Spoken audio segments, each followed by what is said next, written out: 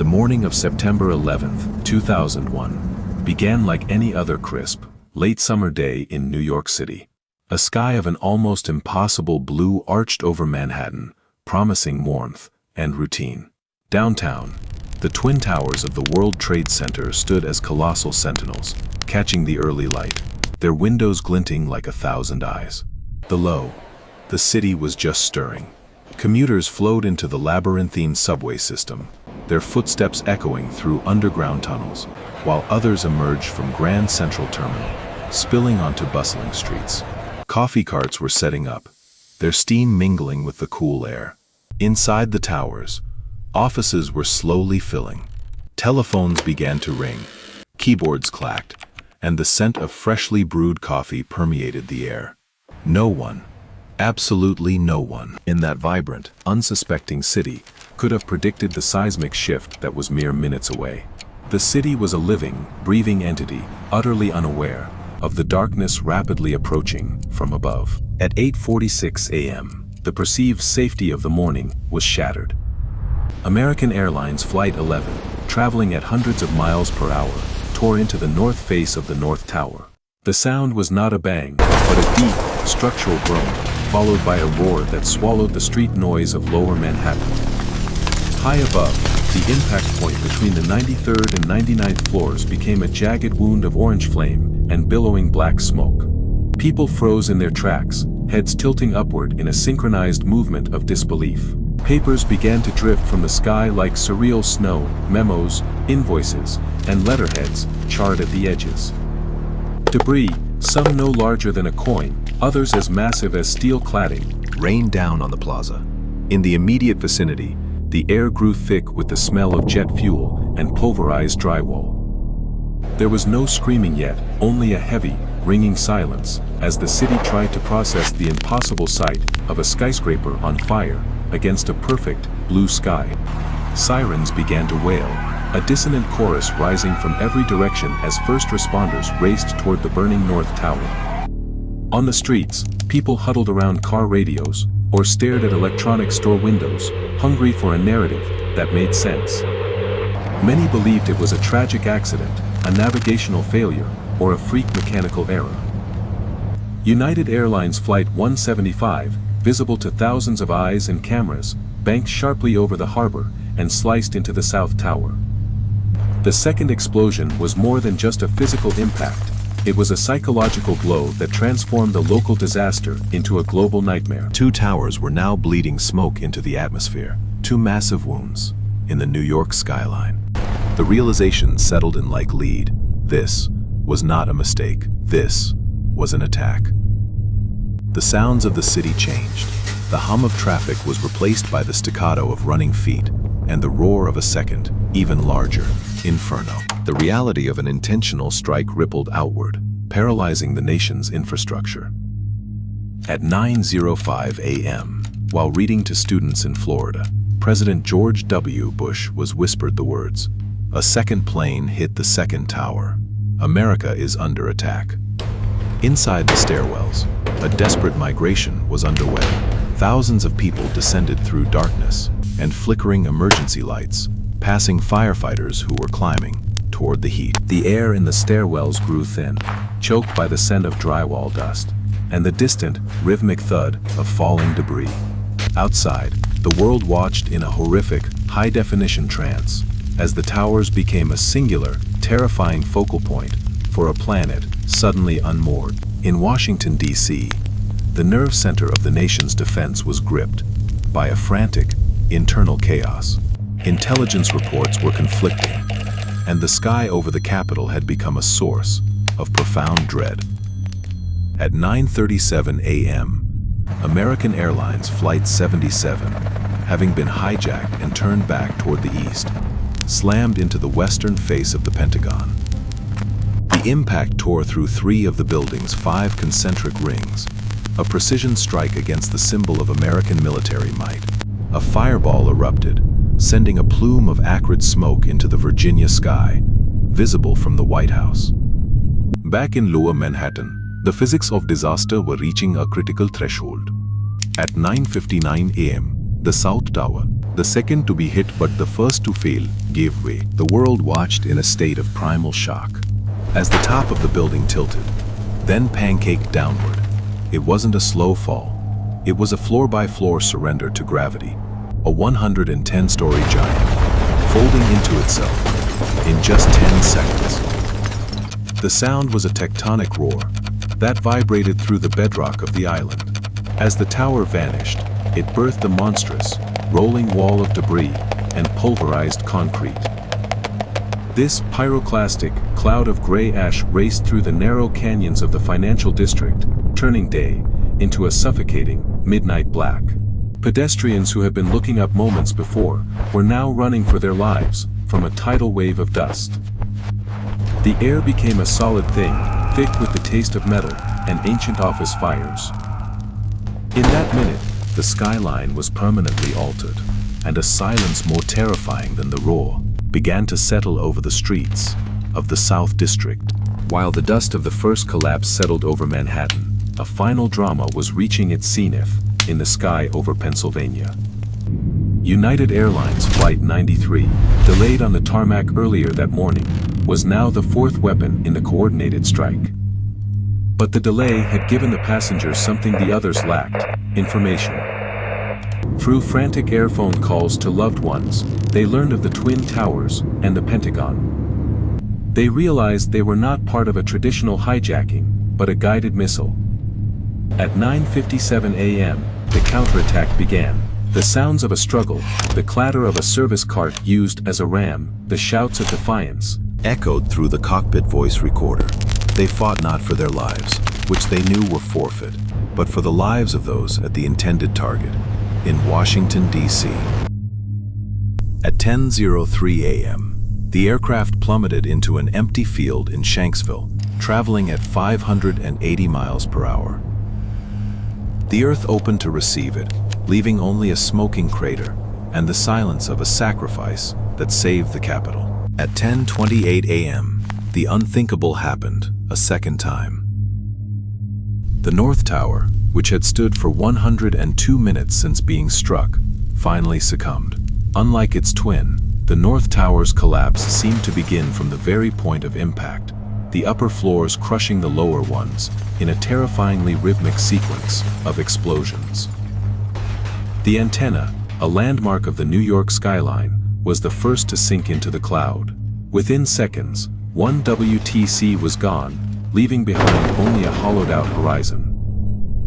The resulting debris cloud was even more massive than the first, a roiling beast of pulverized steel, asbestos, and paper that surged through the streets with the force of a hurricane.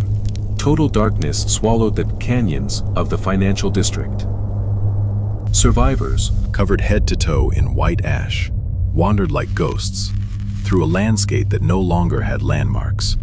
The silence that followed was heavy, broken only by the haunting, rhythmic chirping of hundreds of PASS alarms, the motion sensors on fallen firefighters' gear, signaling that they were no longer moving.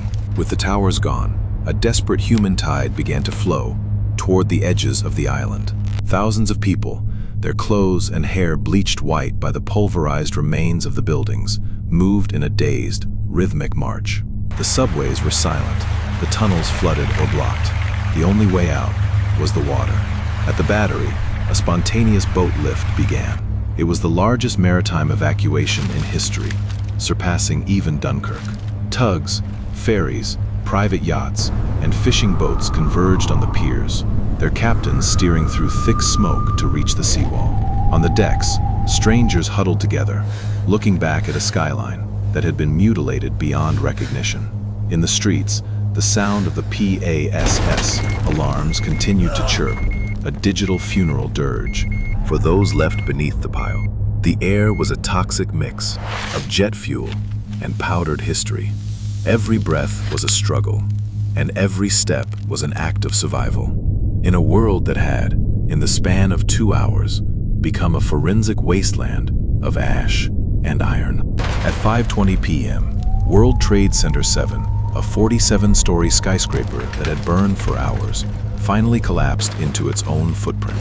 It was the first time a steel frame building had fallen solely due to fire, a quiet, eerie bookend to a day of violent impacts. The fall of Building 7 expanded the field of ruins, merging it into a single, 16-acre necropolis. Below the surface, the fires continued to rage, fueled by a cocktail of jet fuel and office furniture, creating hot spots that would burn for months. Above, the remains of the Twin Towers stood as jagged, Gothic skeletons of steel, their tridents reaching out from a mountain of gray ash. Rescuers, now dwarfed by the scale of the destruction, began the grueling process of bucket brigades. They worked in a landscape where the familiar grid of New York had been replaced by a chaotic topography of twisted iron.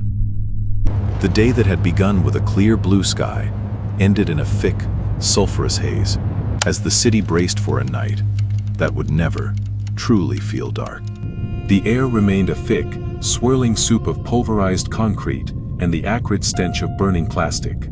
Firefighters, police officers, and ironworkers, now unified as a single, exhausted force, refused to leave. They climbed the hills of twisted metal, their boots melting on hot spots, their lungs straining against the grit. Every few minutes, a whistle would blow, and a crushing silence would descend. Hundreds of men would freeze in place, listening for a tap, a cry, or the scrape of metal from deep within the voids. But more often than not, the only sound was the wind whistling through the jagged steel tridents. Nearby, makeshift memorials began to bloom against fences. Candles flickered in the draft, and the first, missing, flyers were taped to soot-stained walls. The faces in the photos looking out at a world that had fundamentally changed in a single day. By late evening, the American sky, usually a chaotic web of thousands of flights, had fallen into a terrifying, unnatural silence. The ground stop order had cleared the heavens, leaving only the distant, occasional roar of military fighter jets patrolling the coast. For the first time in a century, the horizon was empty.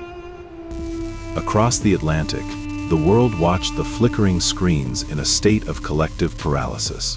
From London to Tokyo, the images of the falling towers played on an infinite loop, a digital ghost story that refused to end. The global economy stuttered as stock exchanges remained shuttered, and the borders of nations felt suddenly fragile and permeable. In the streets of world capitals, people stood in silent vigils, the candlelight reflecting off faces, illuminated by the blue glow of news broadcasts. The tragedy was no longer localized. It had become a shared trauma, a permanent scar on the collective memory of the 21st century, as a planet waited for a tomorrow that would look nothing like yesterday. By the dawn of the second day, the physical landscape of New York had been joined by a psychological one. The Wall of the Missing, around St. Vincent's Hospital and the Lexington Avenue Armory. Family members began to tape hand-printed flyers to every available inch of brick and metal. The air near these walls was thick with the scent of tape and candle wax. In the wreckage of Ground Zero, recovery teams found personal artifacts that survived the heat: a charred wallet, a pair of glasses, or a child's drawing tucked into a briefcase. These small, fragile items became the only tangible link between the living and the vanished. The city began the slow, agonizing realization that for thousands, there would be no homecoming. By the third day, the atmosphere at Ground Zero underwent a subtle, devastating shift. The frantic energy of the initial search began to settle into a disciplined, agonizingly slow recovery mission. The bucket brigades continued, but the silence was now more frequent and lasted longer. Heavy machinery, massive excavators and cranes known as grapplers, moved into the center of the void. Their steel claws picked through the tangled mass of the pile with a delicacy that felt almost surgical. Every piece of steel removed was a structural puzzle. Every scoop of debris was carefully sifted for remains or personal effects. The tridents of the North Tower facade, which had stood as symbols of defiance, were finally being braced for removal. Engineers mapped the site with GPS and laser levels, creating a digital grid of a graveyard. For the workers, The mission was no longer about beating the clock, but about honoring the fallen, by bringing them home, one fragment at a time, under a sky that remained stubbornly, mockingly, clear, while the surface of the pile began to look like a construction site. The belly of the wreckage remained a furnace. Beneath millions of tons of steel and concrete, the fires refused to go out. Fueled by jet fuel and the oxygen trapped in the voids, temperatures reached over 2,000 degrees. This was the cauldron, a subterranean world where steel beams glowed cherry red, and the very air was a shimmering haze of heat. Firefighters pumped millions of gallons of water into the depths, only for it to return as a sulfurous steam that cloaked the site in a perpetual fog. The heat was so intense, it melted the rubber soles of the workers' boots and caused the heavy machinery to malfunction. It was a haunting reminder that the impact of 9:03 and 9:59 a.m. was not over. It was a living, breathing entity that continued to consume the remains of the towers. Every day was a battle to cool the earth, enough to move deeper into the voids, searching for the stories buried beneath the molten scars of the city. Amidst the horizontal chaos of the wreckage, a few vertical ghosts remained. The most striking were the tridents, the three-pronged steel base of the Twin Towers facade that stood like the ruins of a Gothic cathedral. For those working in the pit, these skeletal structures provided a sense of orientation in a world that had lost its map. On the 10th day of the search, an iron worker discovered another verticality, two intersecting steel beams, standing upright and perfectly proportioned, as if placed there by design. It was quickly dubbed the World Trade Center Cross. In a place defined by sudden, violent absence, this accidental intersection became a sanctuary. Rescuers would pause there, leaning their foreheads against the cool, dusty metal, to find a moment of internal silence. It wasn't about theology for most. It was about the human need for symmetry and solid ground in a landscape of pulverized uncertainty. Around it, the work never stopped, but the cross stood as a landmark of resilience, a fixed point in a 16-acre sea of shifting ash and iron dotfee. As the days stretched into weeks, the 16-acre wound in Manhattan began to be exported. A fleet of heavy-duty dump trucks, marked with the flags of a dozen different construction unions, created a 24-hour conveyor belt of debris. Their destination was Fresh Kills landfill on Staten Island, once a mountain of waste, now transformed into the world's most sensitive forensic laboratory. Every ton of steel, every yard of concrete, and every bag of fine gray dust was transported under police escort. It was treated not as refuse, but as evidence. At the landfill, hundreds of forensic experts, FBI agents, and NYPD officers donned hazmat suits to begin the fine sifting. They moved through the remains of the towers with hand tools and screens, searching for the smallest fragments of life. A charred tooth, a fragment of bone, or the corner of a driver's license. It was a mission of heartbreaking scale, a methodical attempt to reconstruct thousands of identities from a mountain of ash. On the piers of Manhattan, the sound of the grapplers loading the barges was a rhythmic, industrial heartbeat, the sound of a city, slowly, painfully, emptying its own grave. While the pile remained a world apart, the city surrounding it began to wake from its paralysis. Beyond the military checkpoints and the frozen blocks of the exclusion zone, New York attempted the impossible, a return to the everyday. At 14th Street, the subways began to rumble again, though the air in the stations still carried the faint, metallic scent of the disaster. On the sidewalks, people moved with a new, somber rhythm, their eyes frequently drifting toward the empty space. In the southern sky, the missing posters were now being joined by thank you banners, draped over firehouses that had lost entire companies. In the delis and corner stores, the sound of the news was a constant background radiation. It was a city of two realities.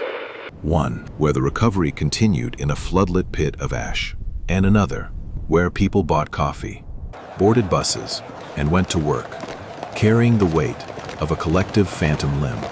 The lights of Broadway flickered back on, but the cheers felt different, thinner, as if the city was collectively holding its breath, waiting to see if the world it knew was truly gone. As the heavy machinery eventually falls silent, and the dust finally settles into the soil of memory, the void in the skyline remains.